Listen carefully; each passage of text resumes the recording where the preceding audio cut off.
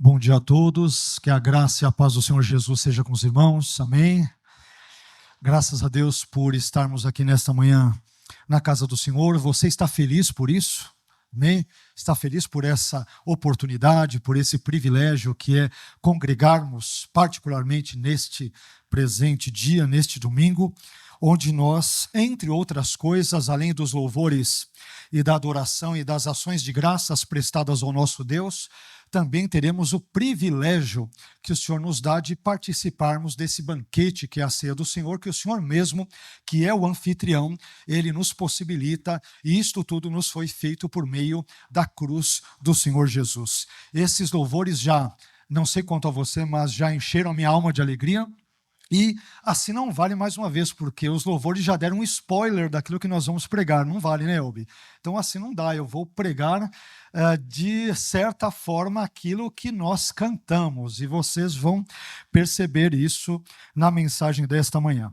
Mas, indo direto ao que nos interessa nesse momento, eu quero convidá-los, por favor, para que abram suas Bíblias no Evangelho de João, no capítulo de número 1, e nos versículos 1 a 5, nós vamos ler esse trecho importante do prólogo joanino, da introdução ao Evangelho de João, que tem uma carga teológica muito profunda. João, dos evangelhos, comparando-se com Mateus, Marcos e Lucas, isto é, os sinóticos, ele é o evangelho que é visto por muitos teólogos como sendo o mais denso em termos teológicos e aquele que mais realça, por exemplo, a divindade de Jesus. Aliás, nós vamos falar sobre isso e sobre vários outros pontos que vocês perceberão, nós acabamos de cantar no culto desta manhã. Mas João capítulo 1 e versículos 1 a 5 diz o seguinte: no princípio era o verbo, e o verbo estava com Deus, e o verbo era Deus. Ele estava no princípio com Deus. Todas as coisas foram feitas por ele, e sem ele nada do que foi feito se fez. Nele estava a vida, e a vida era a luz dos homens. E a luz resplandece nas trevas, e as trevas não prevaleceram contra ela. Somente até aqui. Que Deus abençoe a exposição da palavra dele e que nós sejamos edificados nesta manhã. Vamos orar?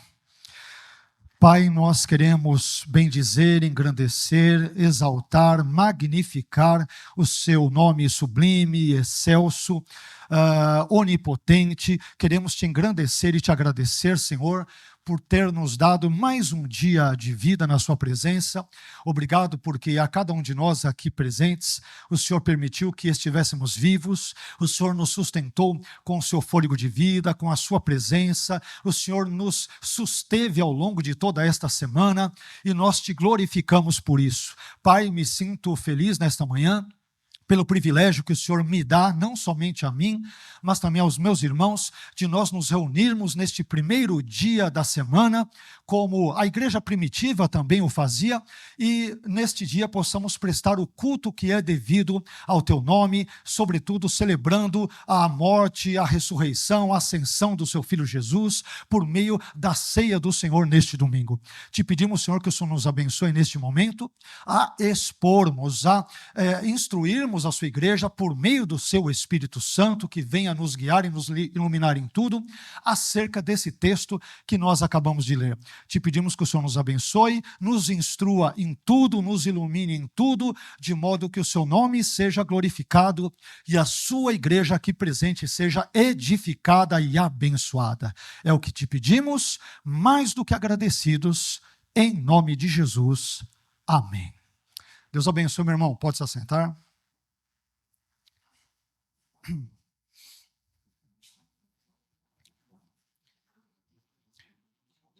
Como nós dissemos, já adiantamos brevemente agora há pouco na nossa fala, dos 4 evangelhos, o Evangelho de João é aquele que tem sido visto por muitos cristãos como um evangelho muito especial, porque João, entre outras coisas, ele realça, ele sublinha, ele destaca, ele chama a nossa atenção para a divindade de Jesus, para os feitos miraculosos de Jesus, para os milagres de Jesus, para as obras de Jesus e, mais uma vez, para a divindade de Jesus, como nenhum outro evangelho.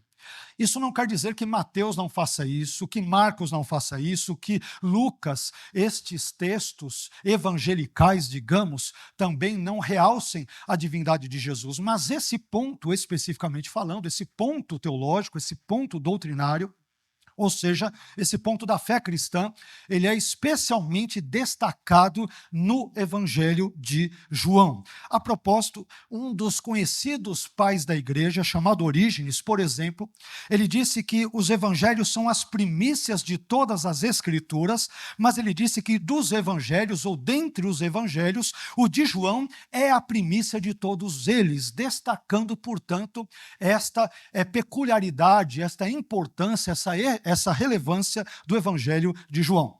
Ou seja, o Evangelho de João é a primícia dos 4 evangelhos de uma perspectiva de Orígenes. Já o especialista no grego do Novo Testamento, o Dr. A.T. Robertson, que era batista, ele chamou o Evangelho de João de o mais belo de todos os livros. E, meus irmãos, tendo em mente esses breves, mas abençoados predicados, eu gostaria então de convidar os irmãos nesta manhã a refletirem comigo sobre o tema 7 fatos sobre Jesus. Esse é o tema da nossa meditação na manhã de hoje, 7 fatos sobre Jesus, tendo como fundamento para isso João capítulo 1, versículos 1 a 5, que nós acabamos de ler. E eu espero sinceramente que Deus use essa mensagem para edificar a sua fé e para glorificar o seu santo, eterno e glorioso nome. Mas indo direto ao primeiro fato que nós podemos observar nesse texto, eu aprendo ao ler esta passagem de João capítulo 1, versículos 1 a 5, que o primeiro fato sobre Jesus presente nesse texto é a preexistência de Jesus. A preexistência de Jesus é o primeiro fato presente aqui. Acompanhe comigo João capítulo 1, versículo 1, parte A, que diz: no princípio era o verbo, ou era a palavra. Aqui as nossas traduções, sobretudo algumas das Almeida Revista e Corrigida, por exemplo, Almeida Corrigida Fiel, entre outras, vão traduzir o termo grego logos como verbo, né? O sentido fundamental de logos é palavra, mas no princípio era o verbo, no princípio era a palavra. O que acontece? Quando lemos a Bíblia, nós podemos ser frequentemente tentados a pensar, e eu diria equivocadamente, que Jesus ele só começou a existir enquanto ente, enquanto pessoa, enquanto ser, há cerca de 2000 anos, quando ele nasceu da Virgem Maria em Belém de Judá. E, portanto, antes desse tempo, Jesus não existia, podemos pensar equivocadamente. Mas essa frase de João capítulo 1, versículo 1, parte A, no princípio era o verbo, ou no princípio era a palavra, ela desconstrói totalmente esse tipo de pensamento. Por quê? Porque, embora o Deus homem, isto é Jesus, ele tenha se encarnado no tempo e no espaço há cerca de 2000 anos, isso é verdade, contudo, ele, Jesus, existe muito antes disso, mas muito antes disso mesmo. Na verdade, uma vez que Jesus é Deus, como, aliás, nós teremos a oportunidade de ver já no segundo ponto, no próximo ponto, mas uma vez que Jesus, ele é Deus, então isto significa dizer que ele existe desde sempre, ou seja, desde toda a eternidade, pelos séculos dos séculos, desde sempre Jesus existe. Aliás, quando os judeus perguntaram em certa ocasião para Jesus, em João 8,57, ainda não tens 50 anos e viste Abraão? Jesus lhes respondeu em João 8,58, dizendo o seguinte: em verdade vos digo que antes que Abraão existisse, eu sou. E é interessante que o texto grego não diz eu era, mas diz eu sou, porque aqui Jesus ele está se equiparando, está usando a mesma nomenclatura que Yahvé, que Deus usa no Antigo Testamento, por exemplo, em Êxodo capítulo 13, versículo 14.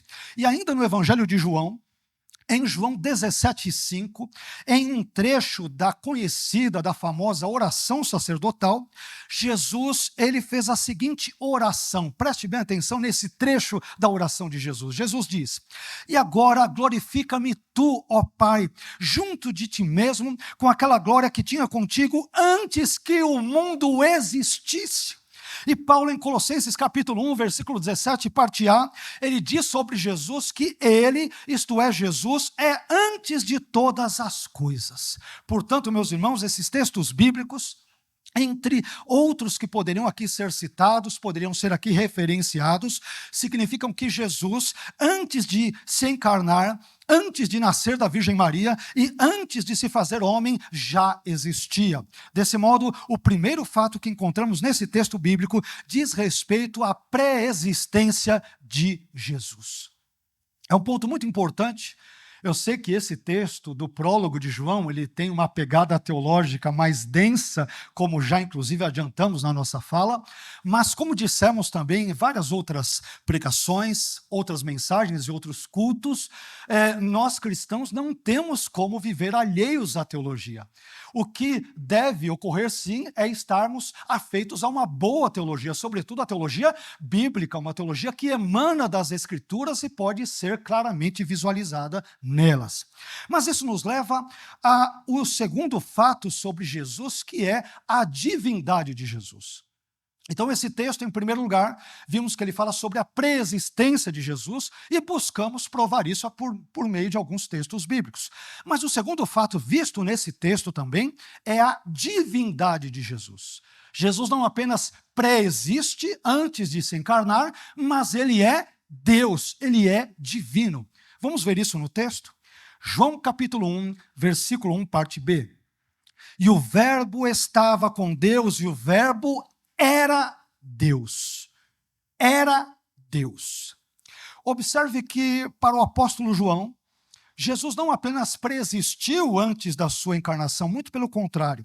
O fato de Jesus preexistir antes da sua encarnação, como nós vimos, ele aponta para o fato de Jesus ser divino e, portanto, aponta para a divindade de Jesus. E é por isso que João escreve em João capítulo 1, versículo 1, parte B, e o verbo estava com Deus e o verbo era Deus.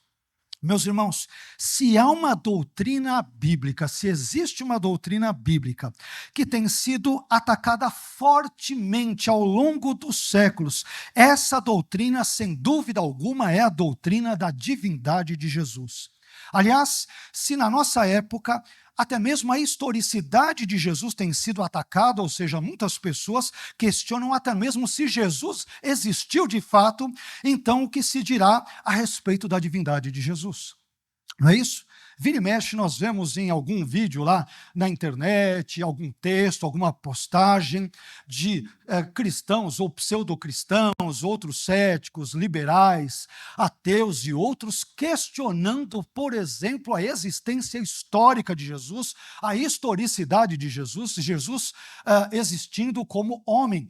Ora, se muitos no nosso tempo, na nossa época, questionam a mera humanidade de Jesus, o que dirá então da sua divindade? Muitas pessoas, de fato, infelizmente, questionam. Bem, mas será que a divindade de Jesus, talvez você se pergunte, além desse texto que lemos, que é muito óbvio, que diz que o verbo era Deus, isso já é uma prova irrefutável e contundente, mas talvez você se pergunte, será que a divindade de Jesus ela pode ser provada em outro texto ou outros textos da Bíblia? E eu respondo para você, mas é claro que pode. Vejamos, por exemplo, o que diz o texto de Isaías, capítulo 9, versículo 6. E aqui me permitam usar a minha tradução literal do texto hebraico de Isaías 9, 6, que diz o seguinte: pois uma criança nasceu para nós, um filho foi dado para nós, e o domínio está sobre os ombros dele, desse menino, da criança. E será chamado o nome dele, ou seja, do menino, da criança, o que diz o hebraico, Maravilhoso Conselheiro, Deus Forte, Pai da Eternidade, Príncipe da Paz. Veja se pode uma coisa dessas. O nome do menino é Deus Poderoso e Pai da Eternidade.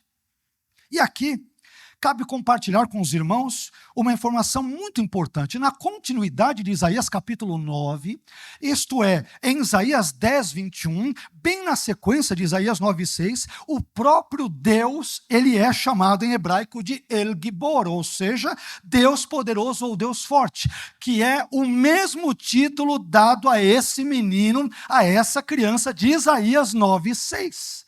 Um menino que é chamado de Deus forte, um menino que ele é chamado aqui de Pai da eternidade. Então, diante desses dados, nós cristãos podemos afirmar e afirmamos categoricamente que Jesus é Deus pelo seguinte raciocínio, não apenas lógico, mas bíblico. Acompanhe comigo como é algo lógico. Premissa 1. Um ser que é chamado de Deus forte e Pai eterno, ele é divino. Premissa 2. Uma criança ou um menino, conforme descrito em Isaías 9,6, é chamado de Deus forte e Pai eterno. Conclusão. Logo, o Messias é humano e divino ao mesmo tempo. A propósito, esse texto de Isaías 9,6, ele é aplicado na tradição judaica ao Messias. E aqui ele é visto, portanto, como Deus e homem ao mesmo tempo. Não é invencionice cristã, não é coisa de teólogo que quer deturpar o texto veterotestamentário, o texto hebraico, é algo escancarado tanto no Antigo Testamento quanto na tradição judaica. Além disso, veja só que coisa interessante. No Talmud babilônico, que é um importante documento da tradição oral judaica, escrito entre o segundo ao quinto, segundo ao sexto séculos da nossa era, e mais precisamente falando num tratado chamado Sanhedrin 98a, um rabino chamado Alexandre, ele diz o seguinte, veja só o que esse rabino diz no contexto do início da Idade Média, veja o que ele diz. Se o povo judeu merecer a redenção, o Messias virá de forma milagrosa com as nuvens do céu, uma referência a Daniel capítulo 7, versículos 13 a 14. Se eles não merecerem a redenção, o Messias virá humilde e montado num jumento, conforme Zacarias 9,9. E aqui o rabino Alexandre errou, porque Jesus, a vinda dele envolve as duas formas. Na primeira vinda ele vem montado sobre um jumento, mas na segunda vinda, com poder e glória, ele virá sobre as nuvens, conforme Daniel capítulo 7, versículos 13 e 14. Ora, um Messias que vem com as nuvens do céu não é um simples homem, não pode ser um simples homem, ele é mais do que um ser humano. Aliás, nós devemos nos lembrar de que as nuvens no pensamento do Antigo Oriente Próximo e do Antigo Testamento como um todo, as nuvens eram vistas como meios de transporte da própria divindade. Quem andava sobre as nuvens, na cultura, na teologia, na religiosidade, no pensamento do Antigo Oriente Próximo, parte do qual, de forma geral, o Antigo Testamento compartilha, não eram homens, era Deus, ou os deuses no contexto pagão.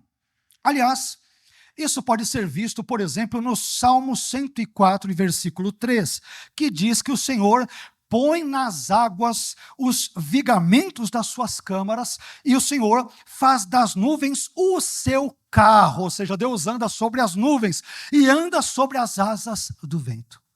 Pois bem, quando o Messias voltar na segunda vinda, Daniel capítulo 7, versículos 13 e 14, diz que ele virá sobre as nuvens. E eu nunca vi um mero ser humano vir sobre as nuvens, porque as nuvens, na cultura e na teologia do Antigo Oriente Próximo e do Antigo Testamento, é o lugar por onde Deus anda, e não por onde meros seres humanos andam. O que prova que Jesus, enquanto Messias, não é só homem, mas é Deus também de forma geral. Sendo assim, meus irmãos, com base no Antigo Testamento, com base no Novo Testamento, com base na tradição judaica, no texto de João que nós lemos, entre outros textos que poderíamos citar, mas não vamos citar aqui por questões de brevidade, com base nisso tudo, nós cristãos podemos afirmar com convicção de que Jesus é Deus. Jesus é Deus. No princípio era o Verbo, e o Verbo estava com Deus. Deus. Ele era Deus. Terceiro fato, falamos um pouco sobre a preexistência de Jesus, João fala sobre isso, só estamos repercutindo João, não estamos inventando nada, a não ser repercutindo e explanando as falas de João. Então, primeiro, vimos que Jesus é preexistente. Em segundo lugar, vimos que Jesus é divino. O terceiro fato sobre Jesus é a personalidade distintiva de Jesus. Terceira verdade é cristocêntrica ou cristológica que João ensina diz respeito à personalidade distintiva de Jesus. O que quer dizer isso? Quer dizer que a pessoa de Jesus não é a mesma pessoa que o Pai, Deus Pai, e não é a mesma pessoa que o Deus Espírito Santo, dentro da chamada economia da Trindade na teologia. Vamos ver isso no texto? João capítulo 1, versículo 2. Ele, ou seja, o Logos, a palavra, o verbo, ele, que é Jesus, estava no princípio com Deus. Ele não apenas é pré-existente, não apenas é divino, mas ele também é uma pessoa distinta dentro da economia da Trindade. Embora, meus irmãos, Jesus seja Deus, conforme nós buscamos demonstrar agora há pouco, contudo, segundo a crença cristã, Deus é uma trindade. Nós cantamos isso agora num dos hinos, não é isso? Louvando, adorando ao Deus Pai, Deus Filho, Deus Espírito Santo, isso é parte da nossa fé. Então, dito de outra forma, nós cristãos, nós acreditamos que existe um único Deus em essência, mas que subsiste ou coexiste em três pessoas distintas, a saber, Deus Pai, Deus Filho, isto é, Jesus, e Deus Espírito Santo. E isto significa dizer que Deus Pai é diferente do Deus Filho, que por sua vez é diferente do Deus Espírito Santo. Mas essas três pessoas distintas formam, resultam, compõem um único e mesmo Deus. E é por isso que João 1,2 diz aqui sobre Jesus que ele estava no princípio com Deus, ou seja, Deus Filho, Jesus, estava no princípio com Deus, isto é, com Deus Pai e com Deus Espírito Santo. Ora, que o Deus Filho, Jesus, é uma pessoa divina distinta do Deus Pai e do Deus Espírito Santo, isso é evidente por vários textos bíblicos. Mas por questões de brevidade, eu vou citar aqui apenas 3 textos bíblicos e compartilhá-los com os irmãos. O primeiro texto que eu gostaria de citar é Mateus 28, 19. Em Mateus 28, 19, no finalzinho do Evangelho de Mateus, Jesus diz aos seus discípulos: portanto, ide, ensinai todas as nações, batizando-as em nome do Pai e do Filho e do Espírito Santo. Observe que Mateus não diz nos nomes do Pai e do Filho e do Espírito Santo, mas ele diz em nome, no singular, do Pai e do Filho e do Espírito Santo. E por que Mateus faz isso? Porque, embora o Pai, o Filho e o Espírito Santo sejam 3 pessoas distintas, diferentes, no entanto, eles formam um único e mesmo Deus. E é por isso que Mateus vai dizer em nome no singular do Pai e do Filho e do Espírito Santo, cotejando aqui o conceito de trindade, um Deus único, mas que coexiste em 3 pessoas, Pai, Filho e Espírito Santo. Mas o segundo texto que eu gostaria de citar é Efésios capítulo 1, versículo 3, parte A e 13, parte B. Efésios 1, 3a e 13b, ele fala, veja só que coisa interessante, sobre o envolvimento da Trindade na nossa salvação. Nós não somos salvos apenas pela morte de Jesus na cruz. Quando eu digo apenas, eu digo com grandes aspas. Eu quero dizer que a Trindade, o Deus Pai, o Deus Filho, Jesus, é claro, e o Deus Espírito Santo estão envolvidos na minha e na sua salvação, na minha e na sua redenção. Não é obra apenas de uma das pessoas da Trindade, mas é obra de toda a Trindade em conjunto. O Deus Trino se movimentou ao longo da história a fim de salvar pecadores como eu e como você.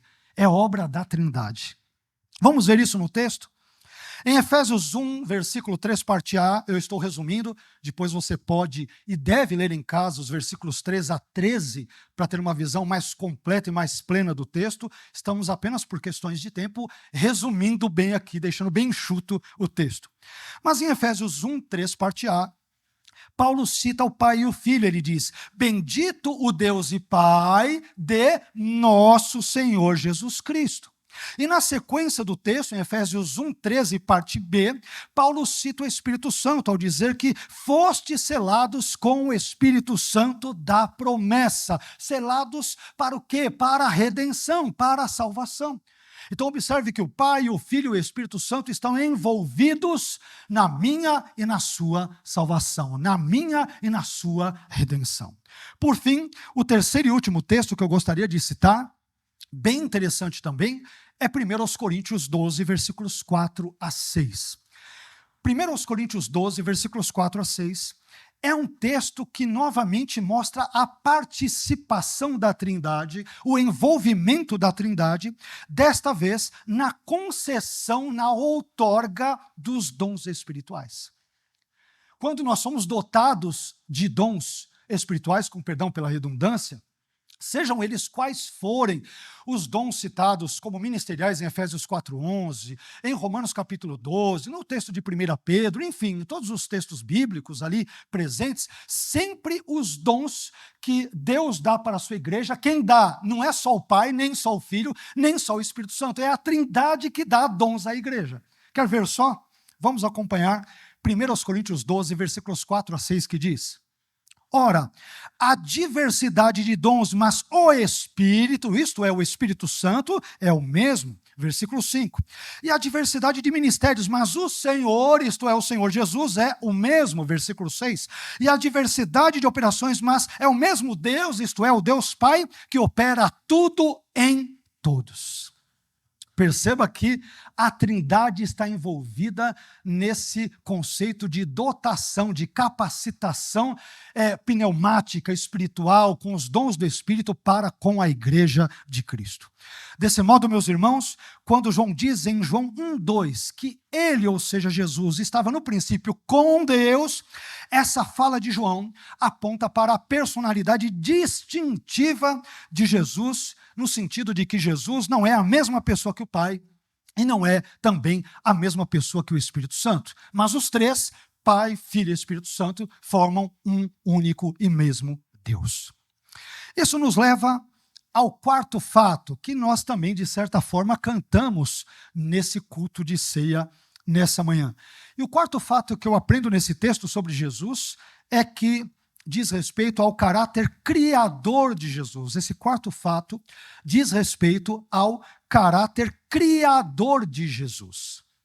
Então, Jesus não apenas pré-existe, não apenas é Deus, como nós aqui acabamos de ver, não é isso? Ele não apenas tem uma personalidade distintiva do Pai e do Espírito, mas, em quarto lugar, também aprendemos sobre o caráter criador de Jesus.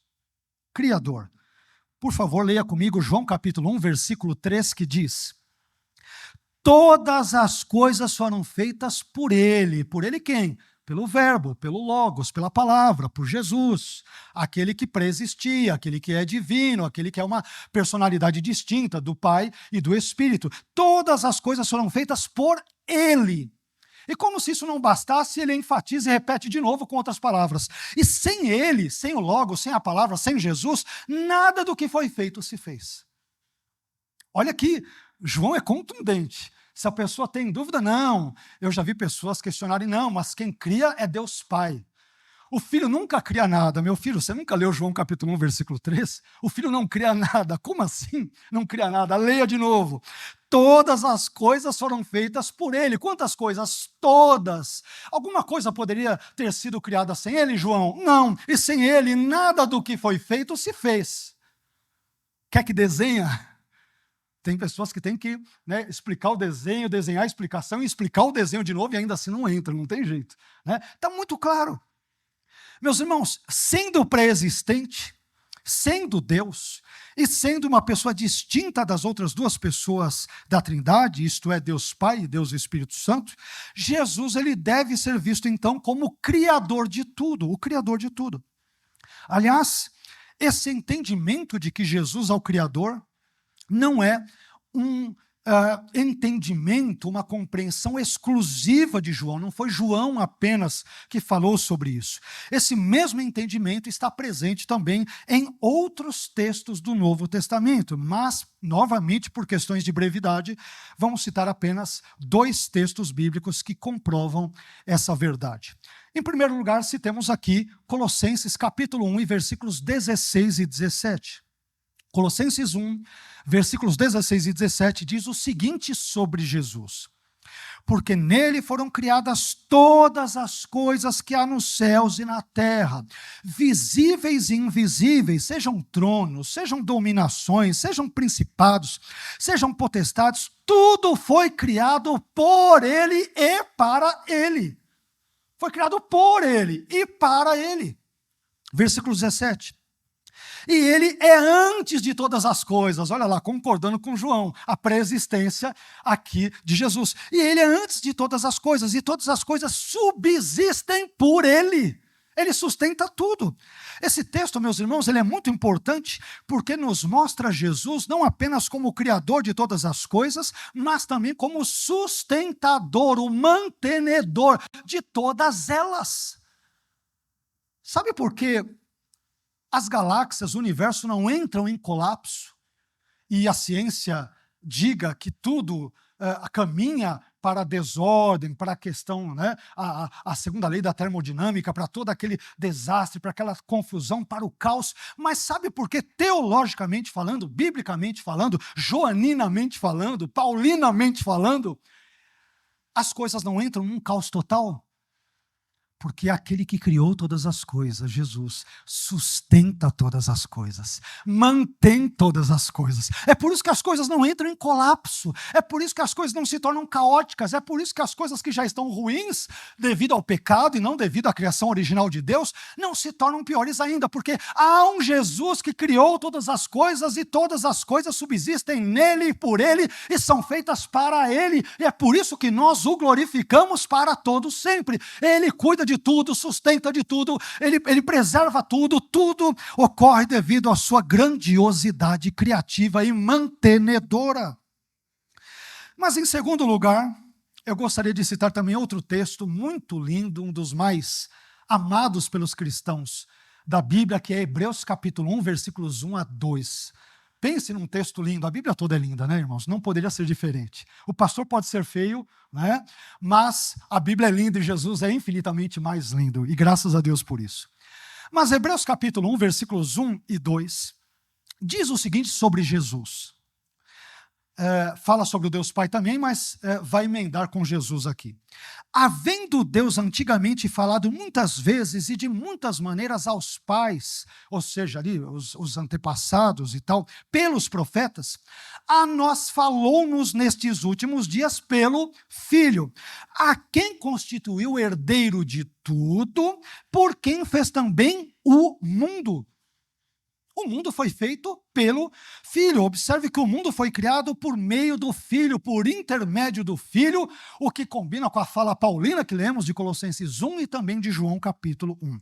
Desse modo, meus irmãos, quando João diz em João 1,3 parte A, que todas as coisas foram feitas por Ele, isto é por Jesus, pelo Senhor Jesus, pelo Logos, pela palavra, isso nos mostra o caráter criador de Jesus e, portanto, nos revela Jesus como o Deus criador de todas as coisas, conforme João nos mostra, Paulo, o autor aos Hebreus, e assim por diante.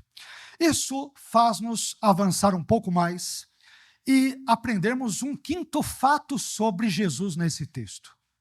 E o quinto fato sobre Jesus diz respeito à noção, à ideia e à verdade de que a vida ela é proveniente de Jesus. É um quinto fato sobre Jesus. A vida ela é proveniente de Jesus. Veja o que diz João capítulo 1, versículo 4, parte A. Nele estava a vida. Nele, isto é, na palavra, no Logos, no Cristo preexistente, que é Deus, que é uma pessoa distinta do Pai e do Espírito Santo, nele estava a vida. Eu gostaria de começar esse ponto falando algo muito profundo, muito solene, muito verdadeiro, muito relevante, muito importante para a nossa vida. É uma coisa muito simples, mas ao mesmo tempo profundamente verdadeira, e a gente tem que falar. É o óbvio, mas devemos falar. Meu irmão, não existe vida fora de Jesus. João diz, nele estava a vida. Nele quem? Em Cristo estava a vida. O que significa dizer que não há vida, pelo menos não vida verdadeira, uma vida fake pode existir, ok. Mas vida não existe, não há, nunca houve, nunca haverá, fora da pessoa e obras benditas do Senhor Jesus Cristo. Somente em Jesus é que nós encontramos a vida no seu sentido mais pleno. E aqui eu me refiro tanto à vida biológica, quanto à vida espiritual e quanto à vida ministerial. Enfim, não existe vida verdadeira fora de Jesus, além de Jesus, não existe. Em primeiro lugar, observe que não existe vida biológica sem Jesus. Como nós acabamos de ver em João capítulo 1, versículo 3, parte A, todas as coisas foram feitas por ele, isto é, por Jesus. Então, sem Jesus não existe vida biológica. Todas as coisas foram feitas por ele. Por que eu existo? Eu sou fruto da obra de Jesus. Por que você existe? Nós somos resultados da obra graciosa, misericordiosa de Jesus. Somos simplesmente isso. Em segundo lugar, perceba também que não existe vida espiritual sem Jesus. Em João 6,53, citando João mais uma vez, Jesus disse o seguinte para um grupo de judeus que o ouvia. Veja só o que Jesus disse para os judeus com quem ele estava ali tendo uma interlocução, uma conversa. Jesus diz: na verdade vos digo que se não comerdes a carne do Filho do Homem e não beberdes o seu sangue, não tereis vida em vós mesmos. Em outras palavras, Jesus está nos dizendo, disse primeiro aos judeus e também diz a nós nos dias de hoje, que se nós não tivermos comunhão com Ele, com Jesus, nós não podemos ter vida espiritual. Não adianta. Não adianta vir para a igreja, mas não ter comunhão com Jesus. Ler a Bíblia e não ter comunhão com Jesus. Fazer uma série de coisas, dar o dízimo, dar as ofertas, participar da ceia, e tudo isso é importante, ninguém está dizendo que não é, é sumamente importante, mas nada dessas atividades ou tarefas eclesiológicas, piedosas e espirituais, quando eventualmente feitas de fachada, elas não funcionam se de fato o crente não tiver comunhão verdadeira com Jesus. Jesus diz: vocês não têm vida em vocês mesmos. Isso aqui é uma paulada no nosso orgulho, não é? E nós que pensávamos, não, mas na minha vida, eu, pastor, não é bem assim, é eu que faço e aconteço.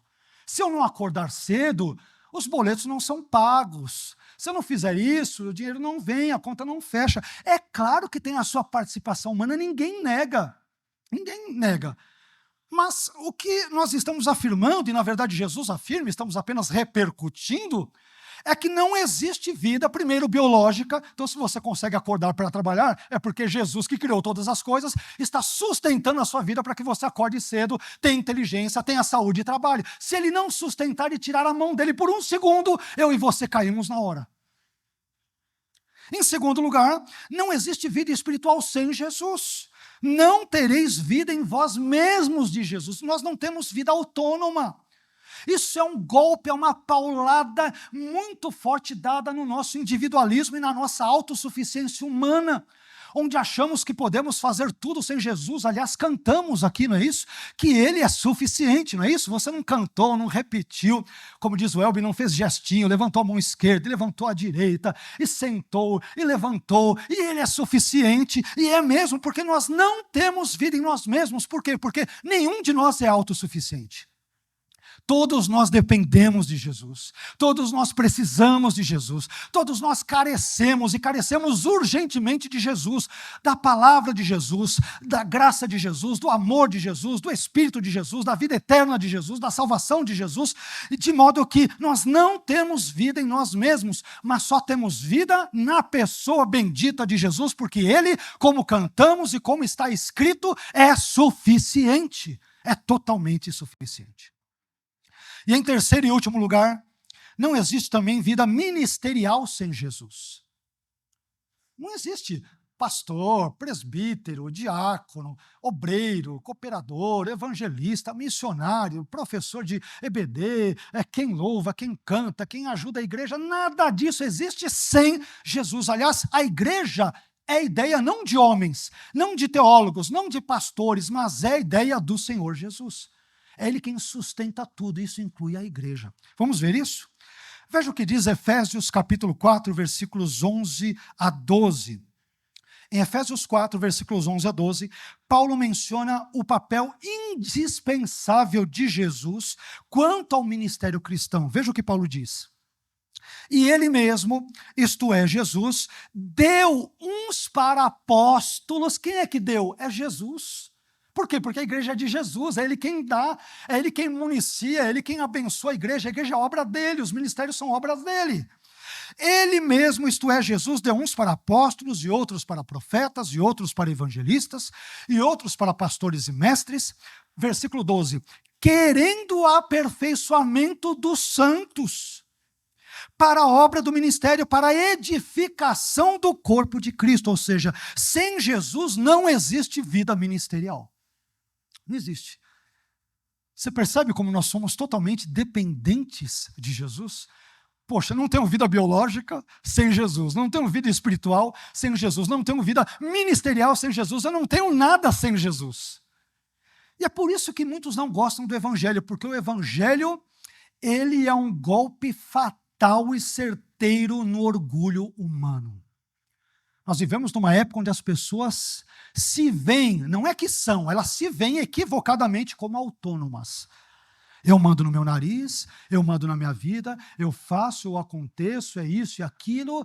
E quando elas ouvem a mensagem do Evangelho, o Evangelho diz, você não faz nada, você não acontece nada, é Jesus quem faz, quem sustenta, quem dá graça, quem abençoa, quem cura, quem salva, quem liberta, a obra é de Jesus, tudo é dele, por ele, para ele, tudo.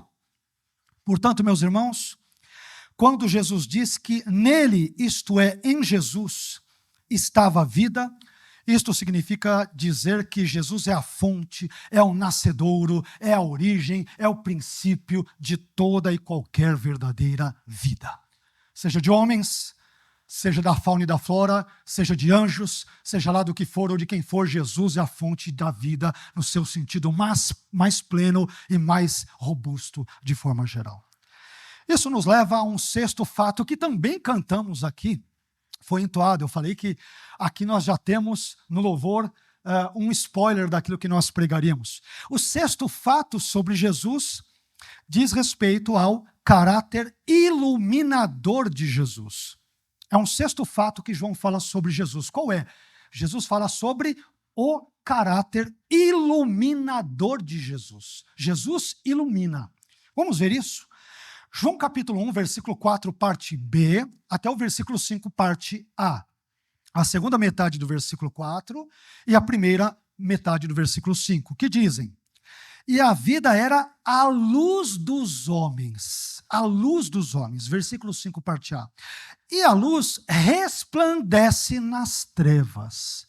E a vida era a luz dos homens, e a luz resplandece nas trevas. Jesus, que é identificado aqui por João como a luz dos homens, ele também será identificado por João em outro contexto, em João 8,12, um texto que é muito conhecido, como a luz do mundo. Então Jesus é a luz dos homens e a luz do mundo. Ora, mas por que, afinal de contas, Jesus é identificado com a luz? Jesus é identificado com a luz porque a luz, entre outras coisas, ela produz dois efeitos importantes. Entre outros, ela aquece e ela também ilumina. A luz aquece, basta olharmos aí para a luz do sol e tudo, e o raio solar e tudo, e nós vamos perceber isso. Mas no presente texto, o que João tem em mente é o caráter iluminador da luz. Ele não está tanto preocupado aqui com a ideia do aquecimento, ele está preocupado com a ideia da iluminação, da visibilidade que a luz provoca. Olha o argumento de João, que interessante. A luz, meus irmãos, ela possui a incrível capacidade de dissipar as trevas, de dissipar a escuridão e de permitir que nós enxerguemos bem o mundo à nossa volta. Não é isso?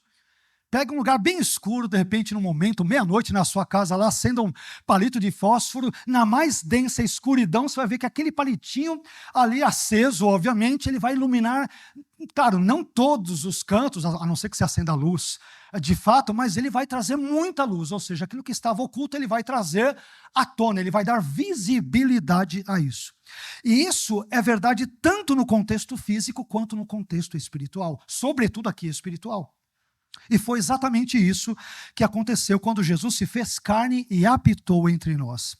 Meus irmãos, quando Jesus se encarnou nesse mundo, que vive mergulhado nas trevas, na escuridão do pecado, é como se a luz divina invadisse a nossa escuridão espiritual, revelando os nossos pecados e, ao mesmo tempo, revelando o remédio para o pecado, que é o próprio Senhor Jesus, que é a luz dos homens e que é a luz do mundo. Isto significa dizer que quando nós pregamos o Evangelho, como estamos fazendo nesta manhã, nós estamos iluminando a vida das pessoas por meio das verdades bíblicas existentes nas Escrituras. E esse tipo de iluminação espiritual é algo que o diabo simplesmente abomina, detesta, odeia. E é por isso que Paulo, ele vai dizer o seguinte em 2 Coríntios 4:4. Prestem atenção como a pregação do Evangelho, quando o Evangelho é pregado, existe uma guerra espiritual nos bastidores. Nós não podemos ver com os nossos olhos físicos, carnais, mas há uma guerra para que a luz do Evangelho não penetre no nosso coração, no nosso entendimento, e nós entendamos o Evangelho, nos arrependamos dos pecados e sejamos salvos. Há uma guerra. Quer ver isso? Paulo, em 2 Coríntios 4:4, ele diz o seguinte, que o Deus deste século, Deus com D minúsculo, ou seja, o diabo, cegou o entendimento dos incrédulos. Não é cegar a visão física, é o entendimento dos incrédulos. Por quê, Paulo? Para que não lhes resplandeça a luz do Evangelho da glória de Cristo, que é a imagem de Deus.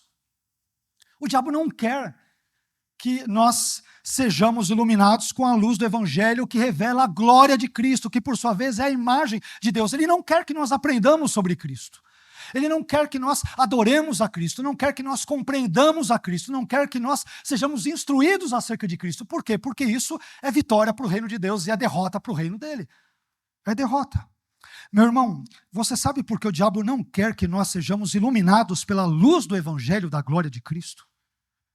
Porque quando somos iluminados, nós não tropeçamos facilmente. Porque quando somos iluminados, nós passamos a enxergar o que antes não enxergávamos e passamos a ver aquilo que antes não víamos. Quando nós somos iluminados pela luz do Evangelho da glória de Cristo, o qual nos ensina sobre aquele que é a luz do mundo, a nossa ignorância espiritual é dissipada.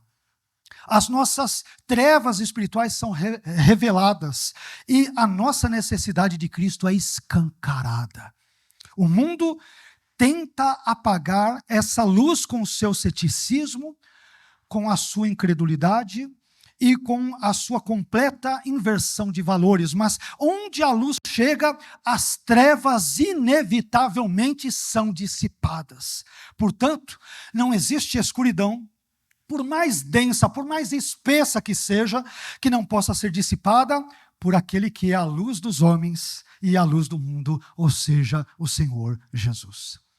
Eu espero que nesta manhã as minhas e as suas trevas, que eventualmente ainda ali existirem, sejam dissipadas por meio da luz do Evangelho da glória de Cristo. Amém? Isso nos leva ao 7º e último fato, muito glorioso. E eu confesso aos irmãos que quando eu meditava sobre esse texto, eu ia pregar sobre outro assunto, que, permitindo Deus, pregaremos, se assim estivermos vivos nos próximos domingos. Nós não sabemos o dia de amanhã, está tudo nas mãos de Deus. Mas eu ia pregar sobre outro texto.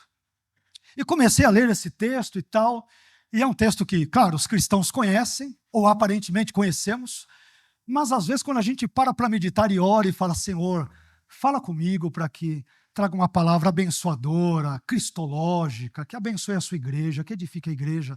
Esse último ponto, particularmente, e eu estou sendo absolutamente sincero e honesto diante dos irmãos, Deus o sabe, eu não consegui trabalhá-lo sem que as lágrimas viessem aos olhos. Porque o que diz o versículo 5, aqui na parte B, é muito profundo. Nós temos um resumo do desfecho de toda a história numa única frase. Tinha que ser coisa de Deus, só a palavra de Deus para fazer isso. Você tem um resumo do desfecho de tudo numa única frase. Quer ver só? O 7º fato que eu encontro nesse texto é sobre a vitória de Jesus. A vitória de Jesus. Aqui cabe uma explicação prévia, bem rápido. Algumas Bíblias vão dizer que as trevas ali não compreenderam a luz. Sobretudo Almeida Revista e Corrigida, Almeida Corrigida e Fiel, vão trazer isso. Mas eu entendo, não é que essa tradução em si esteja errada, mas existem traduções melhores, porque o verbo grego que aparece aqui, ele tem a ver com a ideia de vencer ou de prevalecer, e não com a ideia de compreender. Então vocês vão perceber que a maioria das Bíblias, pode depois, não precisa fazer isso agora, mas depois pode pegar o YouVersion, comparar ali NVI, NVT, NA, a maioria das Bíblias não vai trazer que as trevas não compreenderam a luz. A ideia é que as trevas não venceram a luz, elas não prevaleceram contra ela, não subjugaram ela, porque a luz aqui quem é? É Cristo. Então o argumento de João é: Deus, na pessoa do Filho, se encarnou, veio entre os homens e se tornou a luz do mundo, correto? E ele foi no meio das trevas. Aí você vai pensar, as trevas, poxa, as trevas vão acabar com a luz. Aí João diz, não, as trevas não prevaleceram contra ela, contra a luz, que é Jesus. Então ele já dá, João já dá um spoiler do final dos tempos. O que ele está dizendo? Não se preocupe com nada, o Cordeiro já ganhou, ele já venceu. Não se preocupe, mas ele entrou no meio das trevas, mas ele já venceu, porque as trevas não prevaleceram contra a luz. Irmãos, isso é maravilhoso, mas vamos lá. E eu tenho que me conter aqui para de novo não chorar. O sétimo fato é a vitória de Jesus, acompanha João capítulo 1, versículo 5, parte B. E as trevas não prevaleceram contra ela, contra a luz, que aqui é uma metáfora para Jesus. As trevas não prevaleceram, o tempo aqui está no auristo, está no passado, já aconteceu. As trevas podem fazer tudo, elas nunca prevalecerão contra a luz. Aqui, meus irmãos, como eu disse, João, já na introdução do seu evangelho, ele nos apresenta em uma única e simples frase, como eu disse, qual será a conclusão, qual será o desfecho, qual será o final da história entre Deus e os homens. As trevas, eu aprendo nesse texto, que elas podem combater contra a luz, as trevas podem guerrear contra a luz, as trevas podem lutar contra a luz, as trevas podem pelejar contra a luz, mas nada disso adiantará. E você sabe por quê? Porque João já nos deu um spoiler do que acontecerá no fim da história. João disse, as trevas não prevaleceram contra a luz. Meus irmãos, prestem bem atenção ao que eu vou dizer para vocês nesse momento.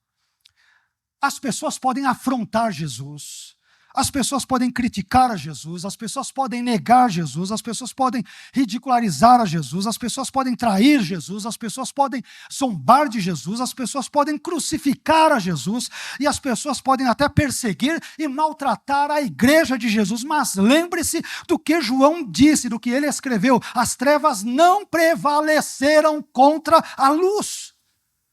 Aliás, como o próprio Jesus disse em João 16:33, e nós cantamos de novo um pedacinho disso aqui, João deu um spoiler do contexto escatológico e vocês deram um spoiler da pregação de hoje, assim não vale. Mas o próprio Jesus, ele disse algo em João 16:33, mas tem um detalhezinho que você só capta pelo grego. Por isso que estudar as línguas bíblicas não é frescura.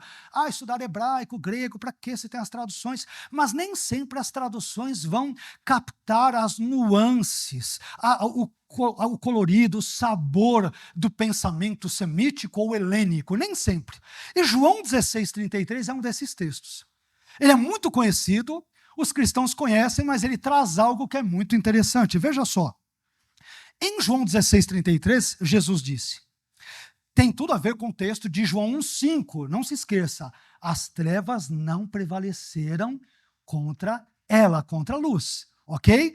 Tendo isso em mente, veja o que Jesus diz em João 16:33. Tenho-vos dito isso, para que em mim, em Jesus, tenhais paz. No mundo tereis aflição, esse mundo que é mergulhado nas trevas, mas tem de bom ânimo, eu venci o mundo. E aqui, meus irmãos, em João 16:33, o sujeito da ação, que é o próprio Jesus, ele é enfático em grego. Aqui a expressão em grego, ela não diz apenas eu venci o mundo, ela diz literalmente eu venci o mundo. Eu venci o mundo. Você tem um pronome pessoal e você tem um verbo onde aparece o pronome de novo. Você tem uma expressãozinha que ela diz, eu venci. Jesus está dizendo, não tenham medo, porque eu, Jesus, venci o mundo. Há uma ênfase no texto grego, nenhuma tradução em português traz essa ênfase, a não ser que você pegue um Novo Testamento interlinear que traga os detalhezinhos, senão numa tradução você nunca vai perceber isso. Jesus está dizendo, não se preocupem, não foi outro não, eu venci o mundo. Ô Jesus, eu sei porque João disse em João 5 que as trevas não prevaleceram contra a luz. A luz ganhou, a luz ganhou. Meus irmãos, nós podemos perder uma luta, mas a batalha já foi ganha. Nós podemos perder um embate, mas a guerra já foi vencida. Nós podemos perder um round, mas as trevas não prevalecerão contra aquele que é a luz dos homens e que é a luz do mundo e que é o Senhor da igreja. Aliás, como Billy Graham muito bem disse, eu li a última página da Bíblia, tudo vai dar certo, porque as trevas não prevaleceram contra a luz, então nós podemos acreditar que tudo vai dar certo, e foi Jesus que fez com que tudo desse certo, é obra dele, é obra dele. Amém? Eu não sei como está a sua vida, mas não se esqueça de que tudo já deu certo. Em Cristo já deu certo.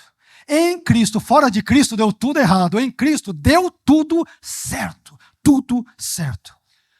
E João nos deu um spoiler disso. Irmãos, isso deveria encher o nosso coração de gozo, de alegria e de esperança. Aquele que é a luz do mundo veio ao mundo e as trevas o trataram mal, mas quer saber? As trevas não prevaleceram contra a luz. A luz ganhou, a luz venceu, Jesus venceu. Jesus venceu. Venceu. Eu gostaria de concluir essa mensagem recapitulando brevemente os 7 fatos sobre Jesus que nós aprendemos nesta manhã. Na manhã de hoje, com base em João capítulo 1, versículos 1 a 5, nós aprendemos que João fala, primeiro, sobre a preexistência de Jesus. Segundo, sobre a divindade de Jesus. Terceiro, sobre a personalidade distintiva de Jesus. Quarto, sobre o caráter criador de Jesus. Quinto, sobre a vida proveniente de Jesus, não a vida fora de Jesus. Sexto, sobre o caráter iluminador de Jesus. E sétimo, sobre a vitória de Jesus, porque as trevas não prevaleceram contra Jesus, que é a luz. E que Deus use essa mensagem nesta manhã para encher o meu e o seu coração de alegria, de fé, de esperança, de gozo e de paz, em nome de Jesus. Amém. Amém? Vamos ficar em pé?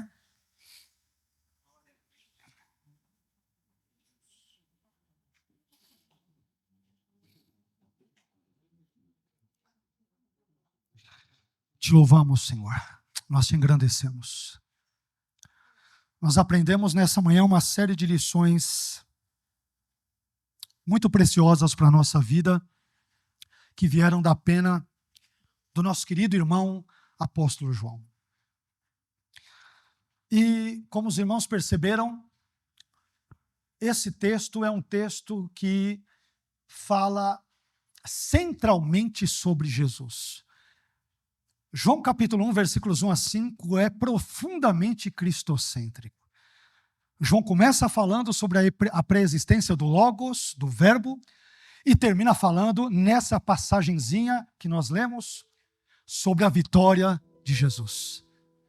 Começa com a pré-existência, termina com a vitória. O nosso Jesus é vitorioso, meus irmãos. A cruz pode nos dar a entender de forma equivocada que Jesus é um derrotado. Mas como Paulo nos lembra em 1 Coríntios, a fraqueza de Deus é mais forte do que os homens. Deus, no seu contexto mais fraco, entre aspas, que se deu por meio da encarnação do Verbo, ele é mais forte, mais poderoso do que tudo e do que todos. Quando João, esse mesmo João que escreveu o Evangelho, ele olha para Apocalipse, e nós já mencionamos isso em outros momentos. João vê a imagem do cordeirinho como havendo sido morto. Mas, paradoxalmente, o Cordeirinho está no trono, reinando. Isso é maravilhoso, né? A Bíblia, ela nos tira do nosso eixo. Um Cordeirinho que foi morto é um sinal de total fraqueza, de fragilidade. Onde ele está, João? Está reinando no trono. Reinando. Sabe por quê? Porque as trevas não prevaleceram contra a luz. A luz ganhou. A palavra final é da luz. A vitória final é da luz. Nesse mundo a igreja pode sofrer derrotas pontuais. Podemos perder um round aqui, o diabo dá uma paulada na gente ali, o mundo dá outra colar, e o Espírito Santo nos levanta, e a palavra nos anima, e Deus nos enche, e a graça de Deus vem, e sobretudo nos anima o fato desse spoiler bíblico maravilhoso. A vitória já é do Senhor Jesus. As trevas nunca vão vencer, pelo menos não de forma cabal, de forma plena, de forma completa, Jesus e a noiva de Jesus, que é a igreja. Nós somos vitoriosos em Cristo, porque Ele venceu, nós vencemos nele, enquanto permanecemos nele, pela graça dele, porque temos vida biológica, ministerial e espiritual nele, e sem ele nós não podemos fazer nada, como o próprio Jesus nos lembra: sem mim nada podeis fazer. É outra palavrinha para quebrar o nosso orgulho nessa manhã. Não, pastor, mas eu posso fazer um monte de coisa sem Jesus. Não, sem ele não. Você acha que pode. Você está cegado, como muitos do texto aqui de 2 Coríntios 4:4. O Deus deste século cegou o seu entendimento.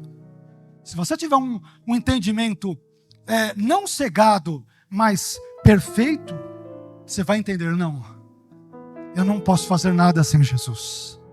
Eu preciso de Jesus para tudo. Ele criou tudo. Ele sustenta tudo. Ele dá vida a tudo. Ele mantém tudo nas palmas das suas mãos. Todas as coisas foram feitas por Ele. Sem Ele nada do que foi feito se fez. Que Jesus glorioso, né? Que Jesus glorioso. Vamos orar? Ô Senhor, muito obrigado por essa palavra nesta manhã. Obrigado porque aprendemos tantas singelas, mas ao mesmo tempo profundas verdades cristológicas nesta manhã. Aprendemos tantos fatos maravilhosos que nós não inventamos, mas descobrimos na sua palavra. É o Senhor quem nos disse tudo isso. Nós apenas repercutimos aquilo que o Senhor mesmo, por meio do texto sagrado, da palavra do Senhor inspirada, nós apenas reverberamos isso, apenas expusemos aquilo que o Senhor revelou. Aprendemos tantas coisas sobre Ti, ó Senhor Jesus, que Tu és preexistente, que Tu és Deus, que Tu és uma pessoa distintiva na sua personalidade, comparando-se com Deus Pai e Deus Espírito Santo.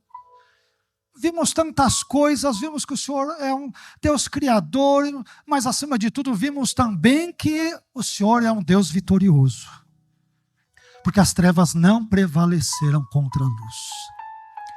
Obrigado, Senhor, por encher o nosso coração de esperança, de fé, de alegria, de paz nessa manhã. Agora que vamos participar da ceia do Senhor, que o Senhor continue a nos preparar, a nos sustentar, a dirigir a nossa vida pelo seu Espírito. Aliás, como nós pregamos, sabemos, ó Senhor, que toda a Trindade está envolvida na nossa salvação, na concessão de dons, na nossa vida como um todo.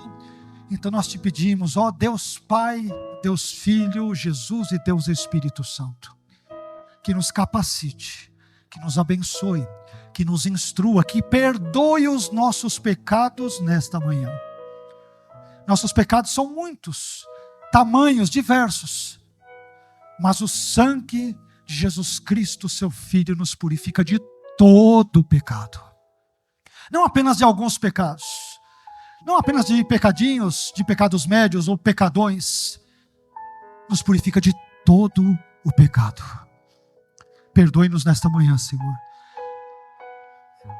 Eis-nos aqui, um grupo de pecadores, necessitados da sua graça, necessitados da sua luz, da luz do Evangelho da glória de Cristo. Nós necessitamos disso para que sejamos iluminados, perdoados, abençoados e salvos. Sara-nos nesta manhã, Senhor. Por favor. É o que te pedimos em nome de Jesus. Amém.